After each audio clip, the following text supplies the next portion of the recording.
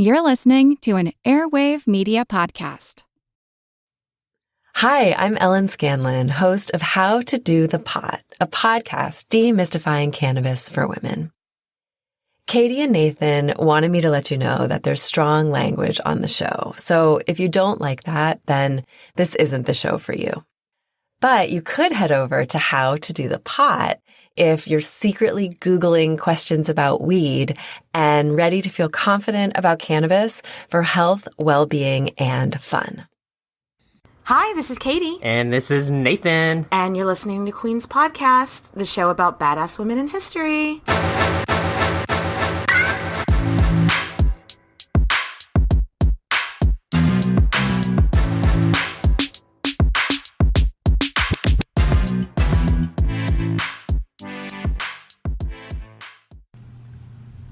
Well, hello, Nathan. Hello, Katie. Oh, and welcome back, everyone, to our season 6 finale. I can't believe it's been 6 seasons already. And we're at the end, too. For anyone that, if you're new here, whenever we go on summer break, we just take some time to decompress. Burnout is real, so we want to avoid it. But don't worry, we will be running some stuff from our Patreon feed on the main feed. Yes. So y'all can still... And if you like what you hear here on Queens while we're gone, think about becoming a Patreon supporter. Nathan, what do they get on our Patreon feed? God, you get a whole nother slew of content. And if you donate enough, we do give you a thank you letter, as well as maybe some merch if you're extra special. So, you've got plenty of content to keep you tied over for the whole entire summer if you become a Patreon supporter. Yes. For sure. So thank you to all of our Patreon supporters, but obviously the free show is not going anywhere. So if that's not your thing, we do not mind. We are just happy that you are here at all. And Nathan, yes. What are we closing our season out with? We are closing with part 2 of our Rani of Jhansi episode. So I am so excited about this. This is an Asian queen that we don't cover as much. So it's so much fun to delve into all of the cultural aspects. Yes. And if you were a supporter on Patreon, you would hear our goddesses of Hindu religion on this last episode. So that gives you a little bit of a feel of what we're going for today. Yes, absolutely. So, Nathan, where did we leave off with the Rani of Jhansi? So, Rani of Jhansi, a.k.a. Rani Lakshmibai, a.k.a. Manu, was the queen consort, more or less, of a region in India called Jhansi in the mid-1800s, which was during the reign of the East India Company, a.k.a. the Brits in India. The British in India. However, her husband died, leaving her with only an adopted son named Damodar Rao. And though allowing adopted children to inherit titles was very, very normal in the Indian culture, the British people said absolutely fucking not and took control over Jhansi during this policy they had called the policy of lapse, I think. And this kicked the headstrong Rani of Jhansi out of power. Seems a little unfair, huh? A little unfair. Yeah, a little bit. And a lot of Indian people at the time thought it was a little bit unfair too. So that's why in 1857, Meerut, a group of Indian soldiers, rebelled and started killing all of the Europeans. And before you know it, there's rebellions and mutinies popping up all over the place in India, but not in Jhansi. Not in Jhansi. This is called the Rebellion of 1857, the Indian Rebellion of 1857. I had to stop myself from I did go down several rabbit holes, but I had to be like, okay, get back to the point. Get back, when researching. It was so interesting. It was like, when we talked about it a little bit in the last episode, but it was just like so many little things that the British people had been imposing on the Indian people for the last 200 years that it just was like a little thing, a little thing, a little thing. And then it was just an avalanche because so much had built up and everything just came. India was just like at its boiling point at this time in history. And it was really interesting to read about. But then, again, back to Rani Lakshmi Bai. She goes up to this guy, Alexander Skene, who's like the head of Jhansi from like the British side. And she's like, hey man, the country is going crazy. I want to raise my own army to defend Jhansi from like all the mayhem. And Rani of Jhansi had always been really cool about British being in power at the time. And she could have started always cooperated. Yeah, she always did. As in, she could have started her own rebellion like everybody else was. Yeah. But she didn't. She just refused to do that. And that's why the British guy in control told her, yeah, you can start your own army. What could go wrong? What could go wrong? And now you're caught up. So Rani Lakshmi Bai starts training her own army. Remember, our girl loves that CrossFit life. Mm-hmm. So, and she loves horseback riding. So she's like, I need both men and women in this army if we're going to protect ourselves from anything that comes. And you have to understand that the people of Jhansi love her. Love her. Like, the British had officially been in control for the last 3 years, but the whole city always looked to their Rani before reacting to anything. So they're always looking to her to tell them what to do. And she's very even-tempered. She's playing it cool. She's level-headed. So very good about playing that political game, especially when India's been taken over by Britain. I think that is so interesting how, like, she, on paper, had no power. But still, like, if the British were like, well, this is the new rule, they would look to their Rani first and be like, you cool with that? If you're cool with that, we'll say we're cool with it. But if you're not cool with it, let us know. And she'd be like, yeah, it was really important to her to keep peace in her lands until it wasn't, which we'll get to. Foreshadowing. So because of this, though, the British general, Alexander Skene, even wrote to his boss, being like, hey, man, I don't know what's going on in the rest of the country, but here in Jhansi, shit is chill. Like, we keep hearing about the mutiny and the massacres, but here, like, the people in Jhansi are good. Like, do not worry about us.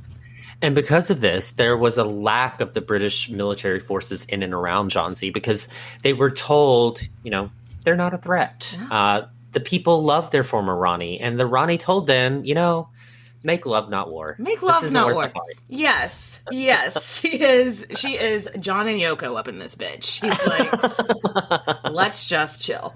So, and this is where many historians are of two minds on the topic of the legendary Rani of Jhansi.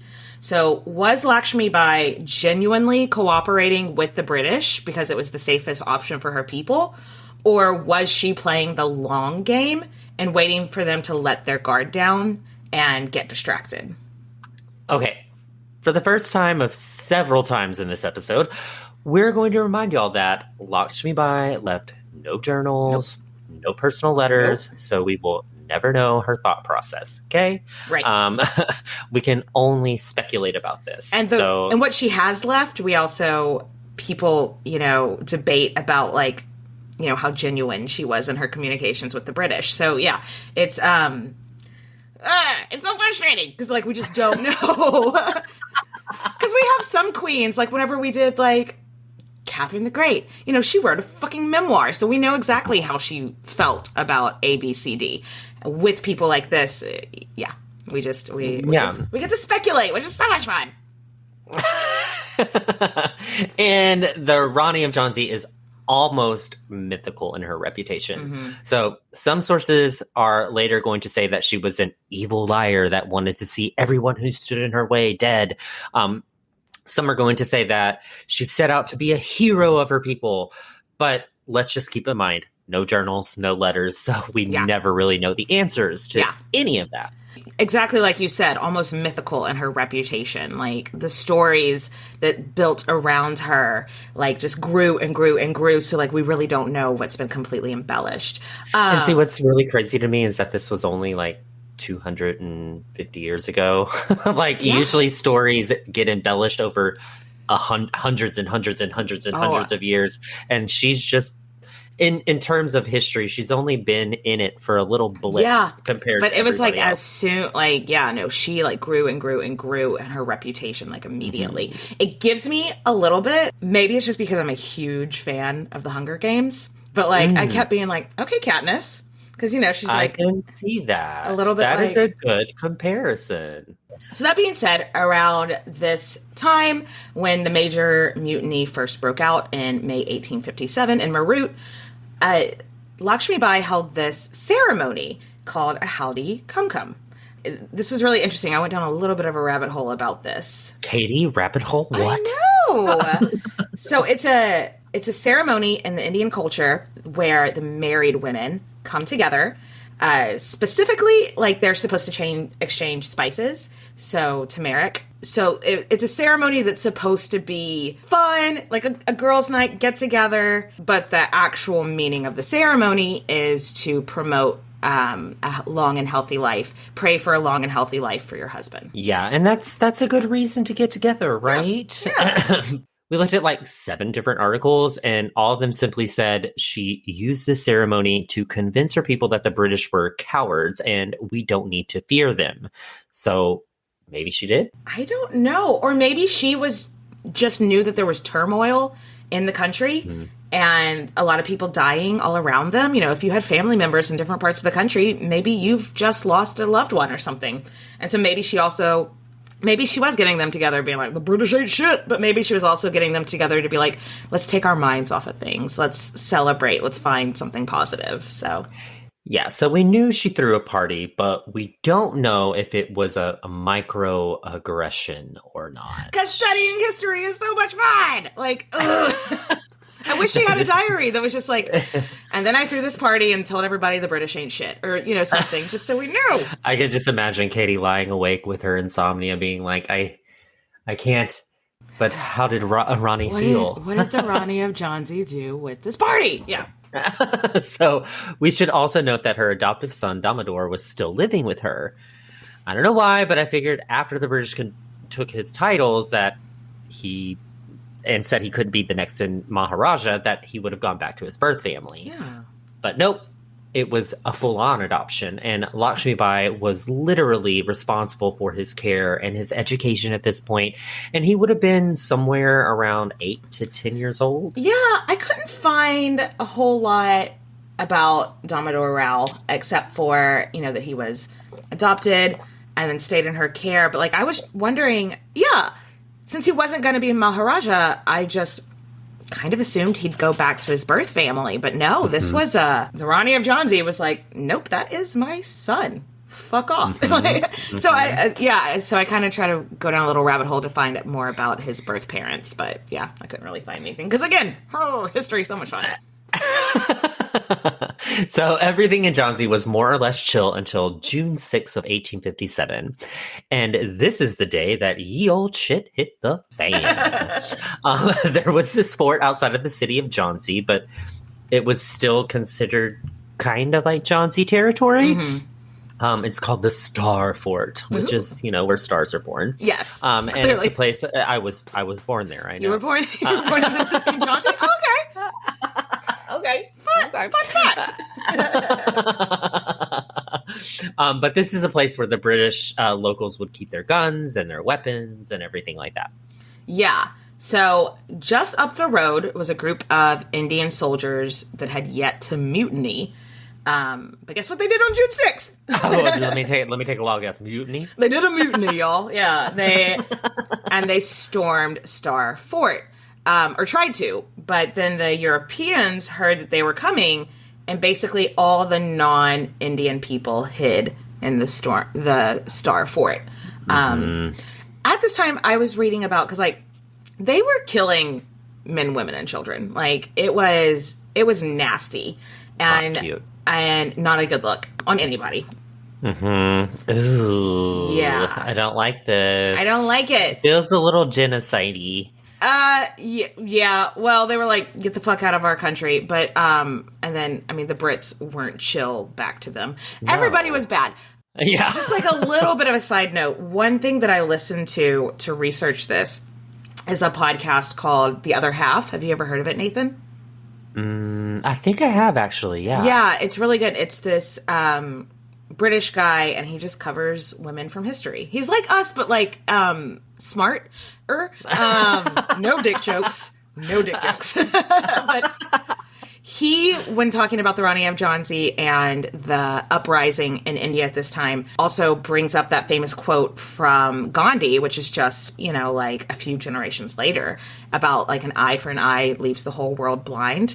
And I think somebody should have told the two factions during the Indian uprising, because they were both just doing atrocities to each other. And it was just like, whoa, chill. This is going to look bad in the history books. But anyway, so that was So, like we said earlier, Jhansi didn't have a huge British military force there since everything had been pretty chill. Yeah. So there was no reason. So, including wives and children, there were only about 60 people in Starfort. Starfort had plenty of water, guns, beds, all the stuff that you need. And it had been a bunch of adult men soldiers, and they probably could have, held out, but they don't have any food, and they have elderly people and their kids there. So after about 2 days, they're like, oh, what the fuck are we going to do? We can't stay in here. Yeah. Yeah, we're stuck. And remember, the mutiny going all over India right now, like I kind of talked about just a second ago, it's a fucking massacre. And so these people that are held up in Starfort with their children and with their retired dads and stuff, they're like, it's a death sentence to go out there and face the mob, Yeah, but Lakshmibai gets word of what's going on, and she had a few of her guards hightail it over to the fort. And the British trust her. They have no reason not to. She's always been cooperative, yeah. Yeah, she's been friendly. She's never been hostile. So when she tells them, hey, I talked to these guys, and, they promised me that they're not going to hurt y'all. They might, take some men as hostages, but they're not hurting your kids. You're elderly. I'm going to end up paying them off. And I'm sure you Brits will pay me back, right? Yeah. And you know what? She had no reason not to trust, or they had no reason not to trust her. And it makes sense. So they were like, okay, all right. Yeah, sure. Our kids are scared shitless. What other option did the British have but to trust her, Yeah, they had no other option. And so the Europeans come out of Starfort, and after they left, all 60 of them were killed. Murdered. Men, women, children, elderly. Yeah. Dunzos. And this is the end of the chill times in Jhansi. Oh, God, that is so dramatic. I think I need to top off my drink to deal with the rest of this story. What about you, Nathan? Touche. Okay. That means agreed. Yes. Okay. We'll be right back. And we are back. So, Nathan, was the Rani of Jhansi compliant in the death of those British people? Short answer?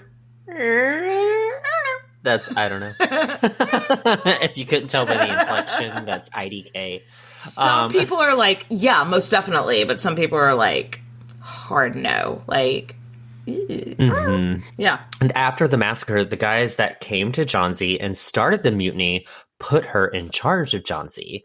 They were like, you're supposed to be in charge anyway, so now you are. And then she claims that they were like, and if you refuse to be the figurehead and appear to be on our side, we're going to kill you.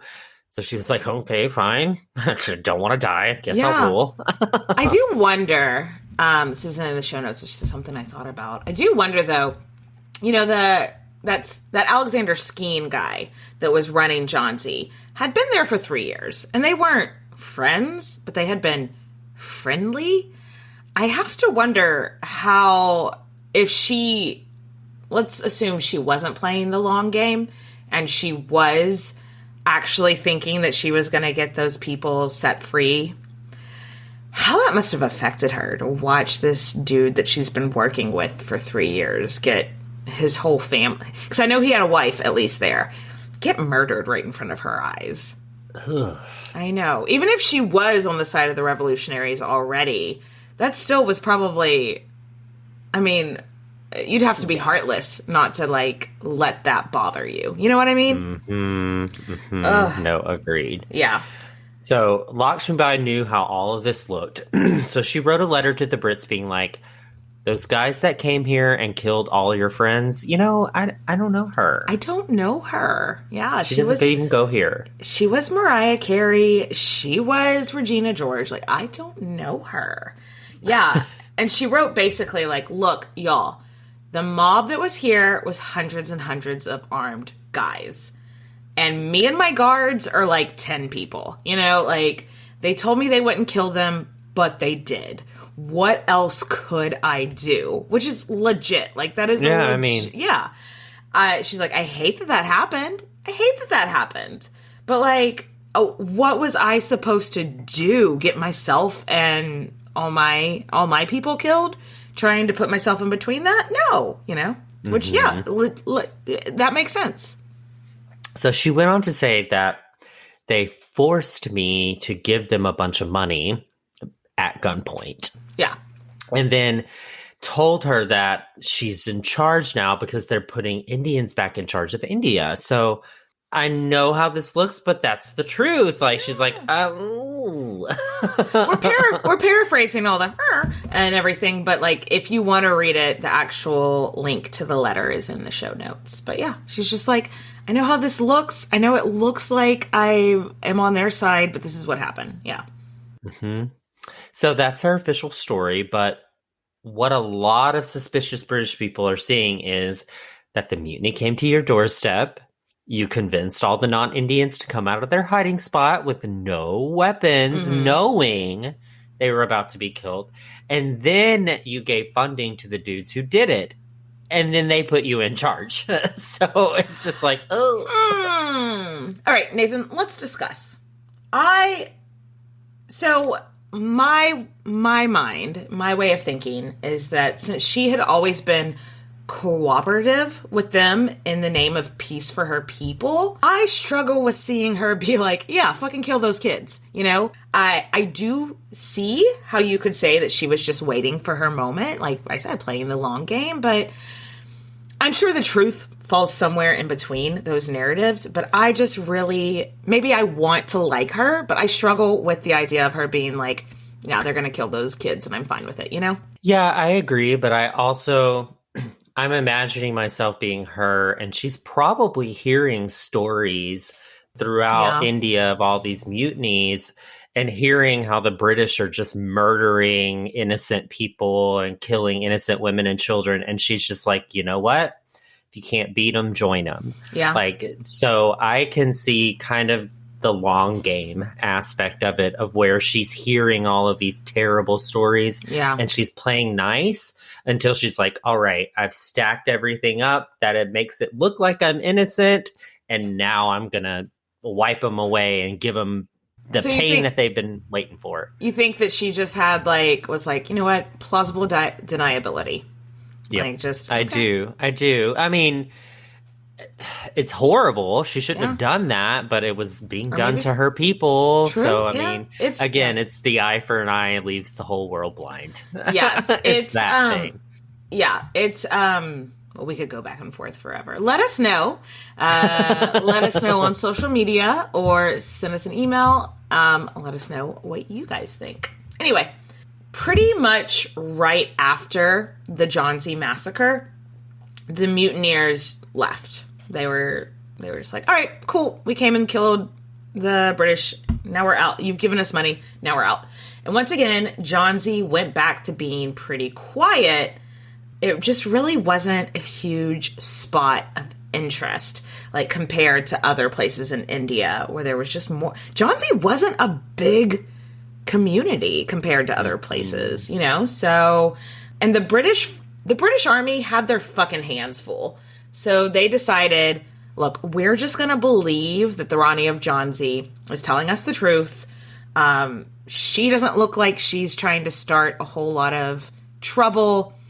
Let's just focus our forces elsewhere, which makes sense. Yeah.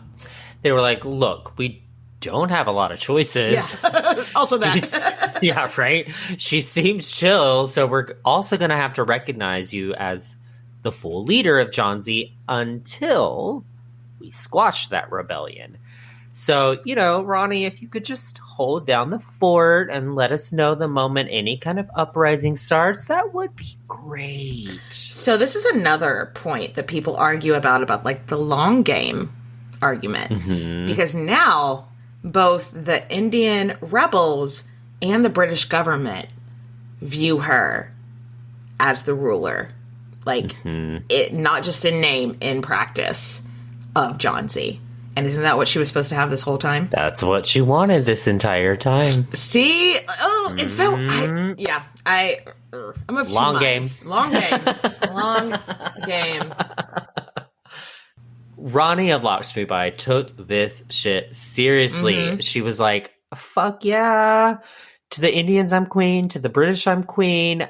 I'm in control, and I'm going to do my best at this. So she forms a small council and puts a plan in place to collect taxes, and she plans for a defense.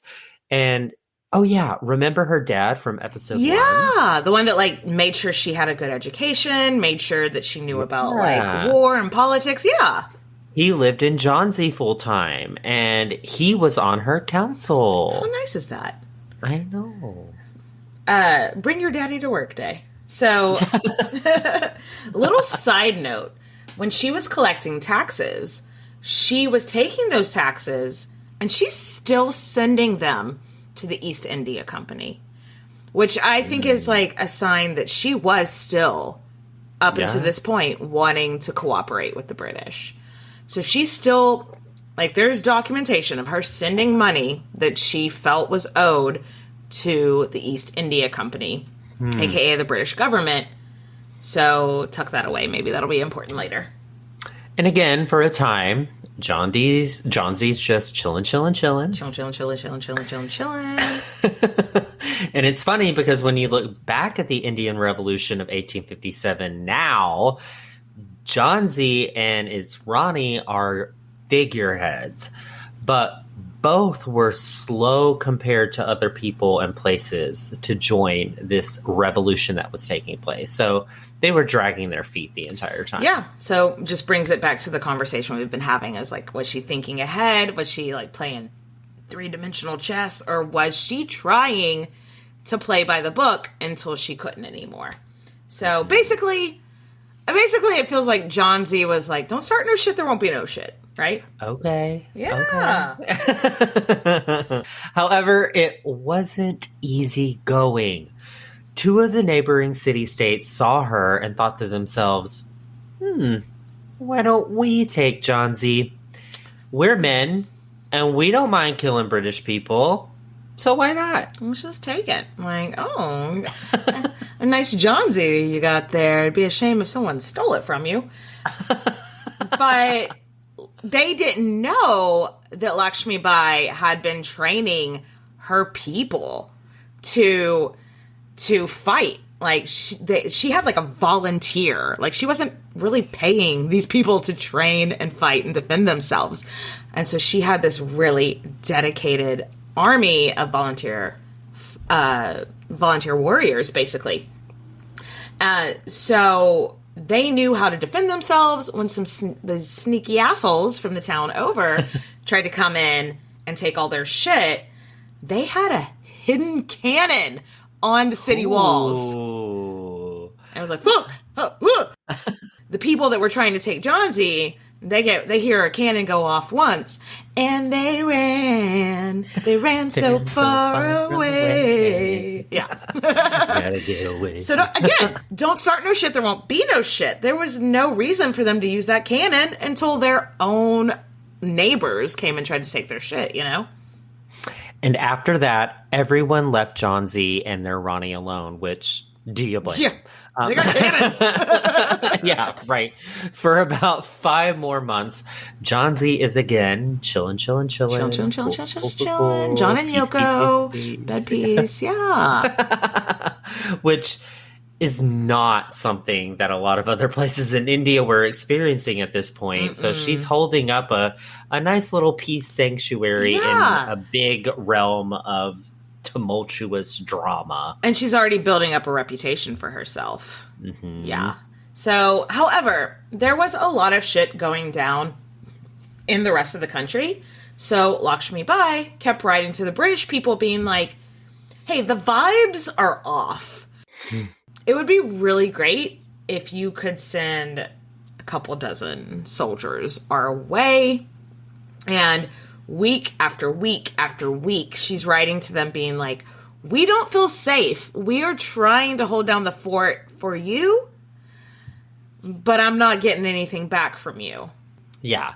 And they just left her on red. They didn't give a fork. No forks. But were the British just super busy elsewhere? Probably. Sure. You know, Yeah. there's a lot of drama going on. But also, were they maybe still super duper suspicious of this sis? Oh yeah, they were like, probably. we don't know that we can trust this bitch. Yeah. Her situation could go either way. And that's when her dad and her council started to be like, girl, honey, they don't give a shirt about us. Zero shirts. Zero shirts. And I think that started to get inside of her head a little bit. I agree. Again, depending on which source you read, you can hear about all her different motives. But after she got left on red so many times, she started training her people double time. She's like, we can't rely on these British to protect us. We're going to have to protect ourselves. And she started spending her money on weapons, on horses, on guns, and cannons. And that's the money she was supposed to be sending the British for their taxes. And she was like, no taxation without representation, motherfucker. I'm keeping it for myself. As an American, that resonates. That resonates. And then after about 3 months of leaving the British on red, the British show up.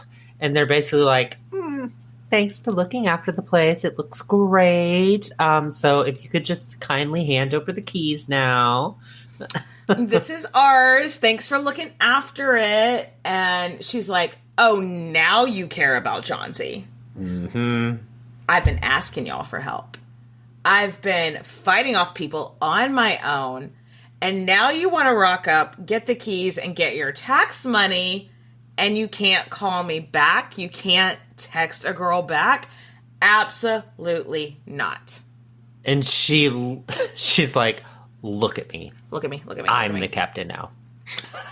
This is my place. Ooh. Ooh. It just gives me goosebumps. Okay. We're going to finish up the rest of the story in a minute, but I need to go take a walk around the block. That was a lot. It's a lot of drama to pull in. Like drama. The British taking over your country. I'm getting flashbacks of every other country in this world. Right. All right. We'll be right back. All right. So, Rani of Jhansi is she's having a Mad Queen moment a little bit. Her Mad Queen era. She is in her Mad Queen era. She's like, I've been collecting taxes for you, and you've left us high and dry, and there is a goddamn murderous fucking revolution going on all around us, and we could have been killed, and y'all would have done nothing. Like the Americans said, no taxation without representation. Hashtag George Washington. Hashtag Hamilton. Hashtag T-bitches. And she literally did hashtag all of those on her She Twitter. hashtagged all of them. Mm-hmm. Yes. She did, yeah.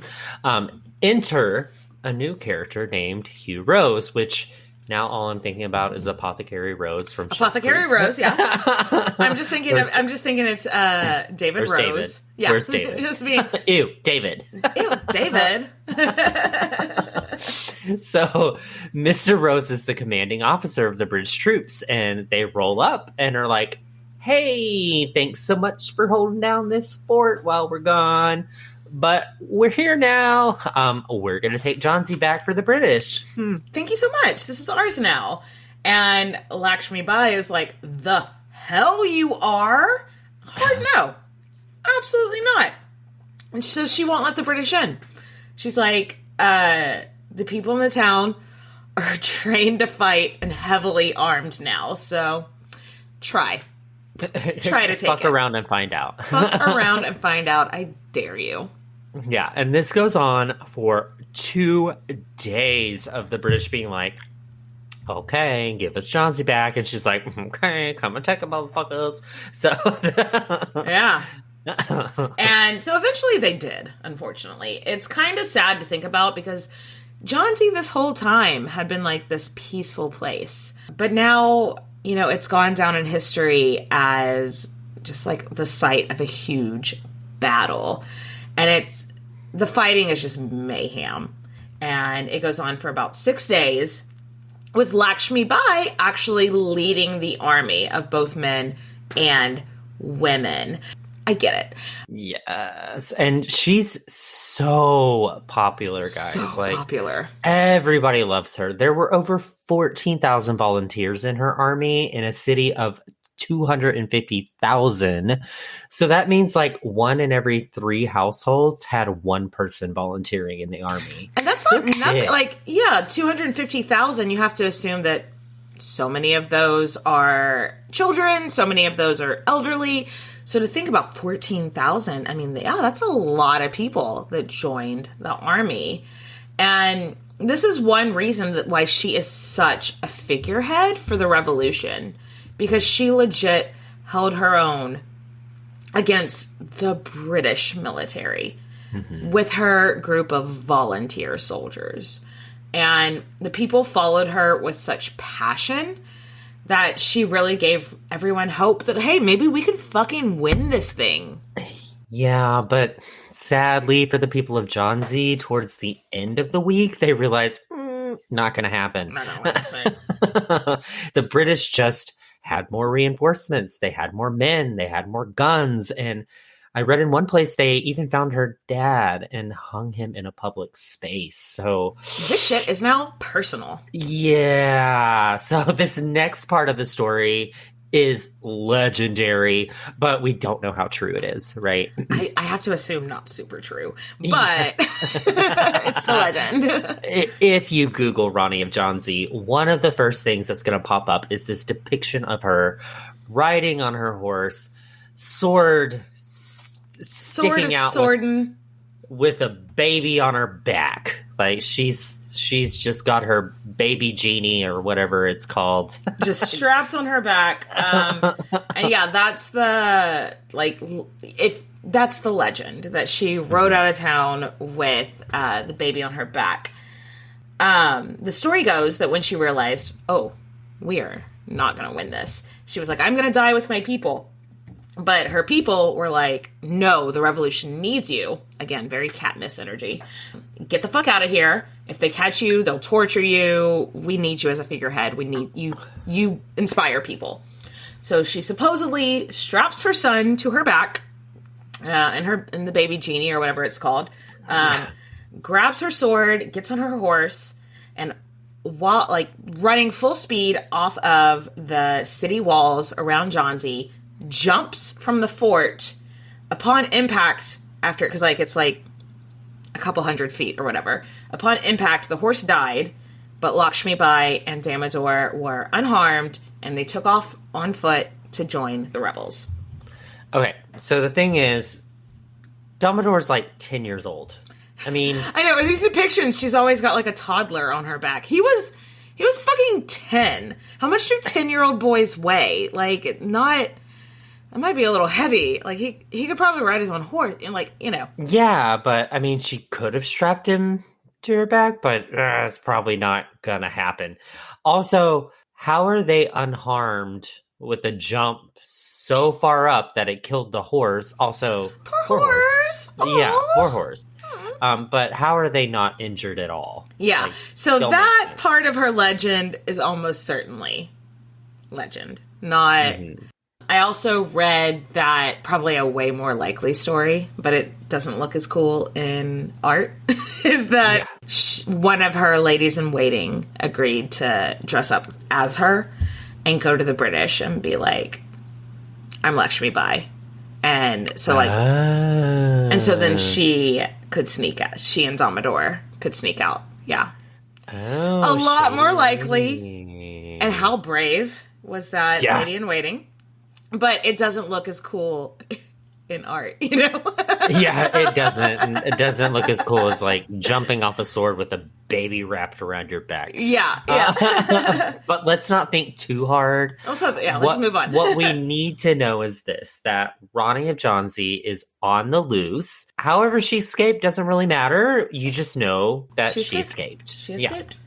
Sadly, the scene in Jhansi is a grim one. It just turned into a massacre. The British were out for revenge. You know, the mutineers have been murdering their old people and children. And so they're like, you know what? We can kill old people and children too. And everyone, including the kids, like bad time. Everybody was murdered. An eye for an eye leaves the whole world blind. Yeah. So Lakshmibai gets herself to a town called Gwalior, which is a place where a lot of rebel leaders are heading that way. Yeah. This is another reason why I don't believe she was on foot, because that town is not super close to Jhansi. Like 100 miles away. Yeah, but either way, she's booking it probably on a horse, less likely on foot. Yeah. With Damodar and like a small group of... Yes. They got a little group of people. The Maharaja of Gwalior... Gwalior? No. The Maharaja of Gwalior was pro-British. So Lakshmi Bai and the other leaders are like, hey, the British are fucking murdering everybody. They had... This town was so strategically located that they were like, we really need you on our side. Like, it was just like a great spot. So she was like, I really need this spot. I would love for you to be with us. But if you're against us, we're going to do what we have to do to get this town. And long story short, Lakshmi Bai did what she had to do. Yes. And her rebel friends overthrew the Maharaja and took over Gwalior, which... Bye, dude. Bye. Now, Gwalior is the rebel headquarters. Thanks. Y'all, the rebels, again, it's giving me Katniss. It's giving me the Mockingjay. The rebels were so excited. They were like, you have the Rani of Jhansi joining us? Oh my God, because at this point, she had become a figurehead throughout the entire country of like... Indian rebellion. You know what I mean? Like, she's this woman who tried to be friends with the Brits that now was this badass because she felt like she was being shit on. And doesn't it give you such Katniss vibes?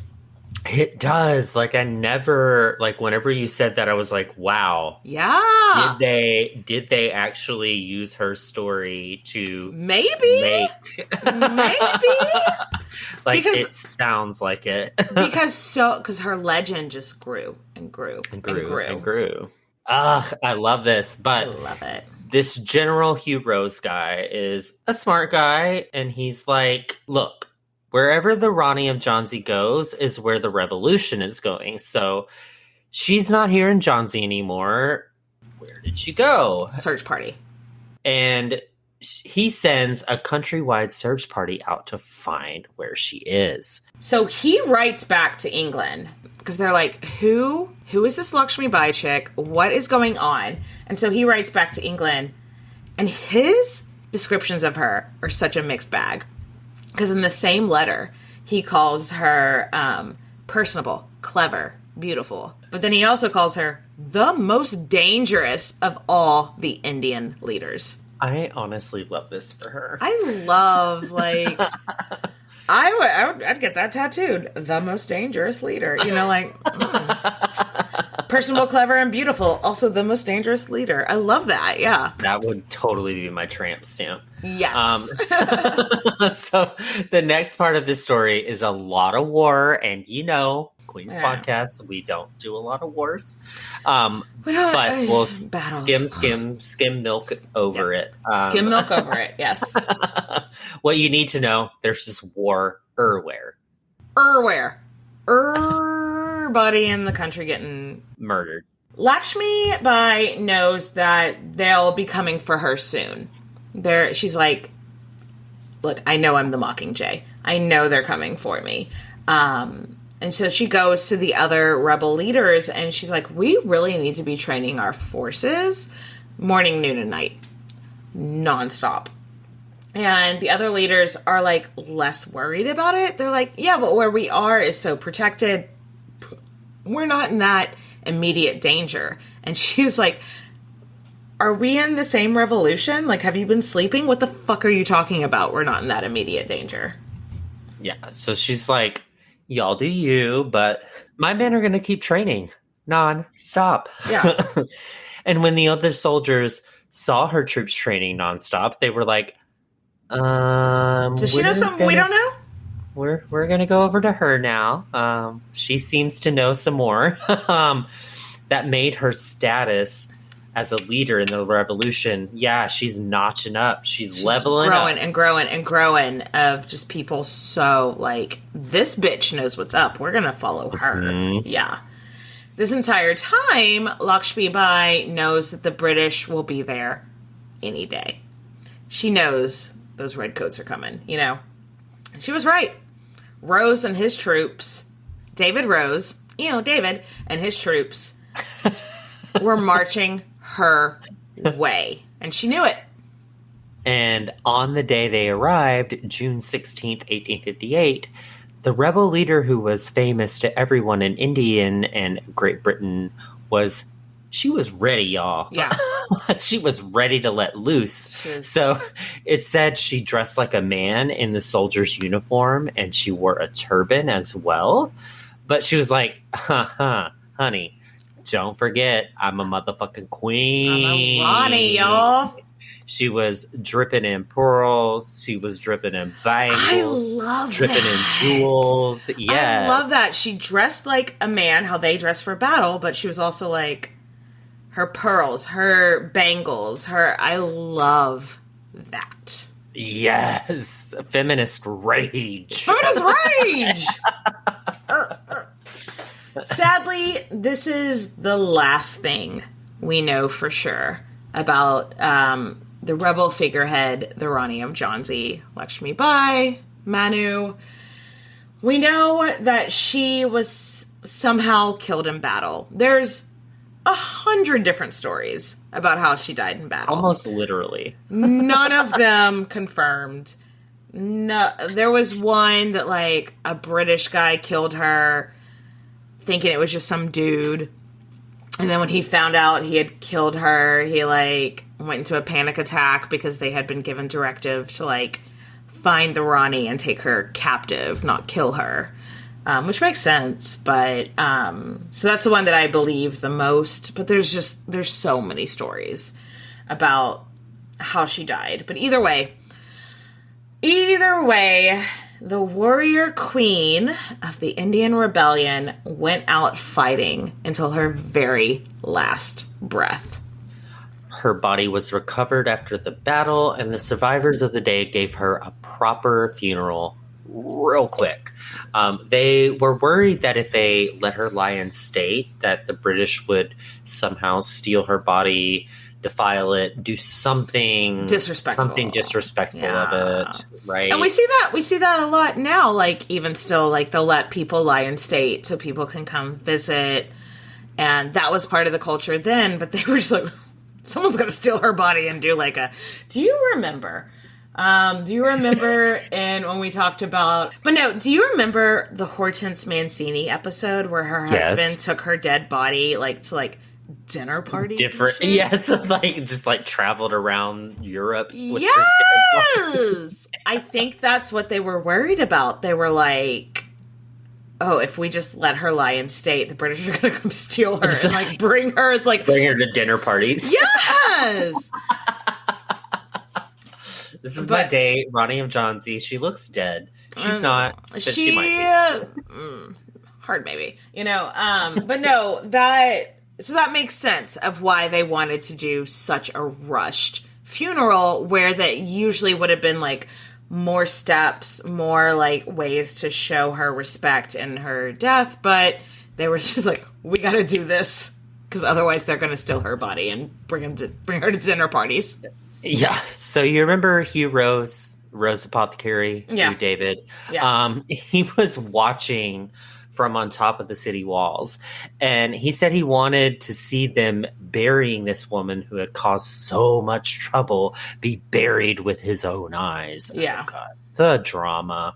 And so But he said he said he was really impressed by how big the funeral was, and they really didn't have that much time to prepare for it. So for them to be able to put this funeral together so quickly, and how many people showed up at the drop that of a means hat. that she had to have had a loyal following, right? He was like, I wanted to watch her, the end of her, like, see it with my own damn eyes, so I know that she's gone. But yeah, he was still like, but respect. Look at it, what they put together. Okay, people fucking loved her. Yeah. Mm-hmm. As was customary, they burned her body on a funeral pyre, which is what they did. They did take the time to dress her in full queen regalia. The next day, the rebels left Walior, and the rebellion very much kind of died out over the next couple of months. Yeah. And a lot of people view the loss of the legendary Rani of Jhansi as the end. With a lot of rebels losing their passion for fight. Once she died, the wind beneath their wings was gone. Wind beneath my wings. So her son, Domador, some of the rebels adopted him, thinking we're going to keep this going.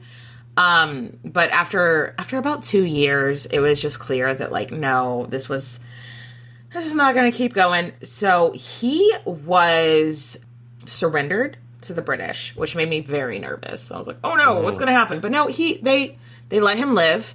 And yeah, he lived until he was 55 or something. And I think died of natural causes. So cool. How generous of you, British. How nice. Yeah, thanks for taking over our country. Yeah. 2 months after her death, Queen Victoria from over yonder in England land was like, okay, this is enough. And she took control of India away from the East India Company. And she gave control of India to herself, but still, she really thought she was going to do something for India. Well, it kind of makes sense though, because the East India Company, again, it was like a trading company that somehow got government control. So I do like that she was like, let me reevaluate this. Oh yeah, this doesn't make any sense. And after, things didn't get perfect, but after she actually took control, things improved slightly. Just a little bit. Just a little bit. Yeah, let's talk about her legacy, Nathan. It is huge. Huge. Immediately, she's a celebrity in both India, Great Britain, and then after the rebellion was over, Rose wrote, "The Indian Mutiny had produced but one man, and that man was a woman." Okay, so that is bonkers sexist and problematic. That is... It is. It's horrible. But that does show you how much she lived in people's minds rent-free. That, yes. Yeah. Years and years and years after her death, people on both sides were still talking about her. One British newspaper called her the Jezebel of India. Ooh. Of course. Fucking sexism. Yeah. But another British officer said of her, quote unquote, "The Rani is remarkable for her bravery, cleverness, and perseverance. Her generosity to her subordinates was unbounded. These qualities, combined with her rank, rendered her the most dangerous of all the rebel leaders." So her reputation, even just within the British, is all over the place. Yeah, much less Indian culture, much less world culture. Yeah. So today there are still 5 statues, at least, that we know of Rani of Jhansi in India. One in the town of her birth, one at the spot of her cremation, and another in a park that is called Rani Lakshmibai Park. Oh, And she's still, like, talking about her today. I'm like, wow, how is she not a big cultural figure? She is. She is, just not, yeah. She's just not as celebrated as we do here at Queen's Podcast. We love her. And so I want to end this episode with one quote that I found from a British officer about her that I think sums up her life so nicely. Whatever her faults may have been, her countrymen will ever remember that she was driven by ill treatment into rebellion. She lived and died for her country, and we cannot forget her contributions to India. Ugh. How lovely is that? Ugh. So let's raise a glass. Raise a glass. To our badass Indian queen who didn't take no shit. But she did take some shit.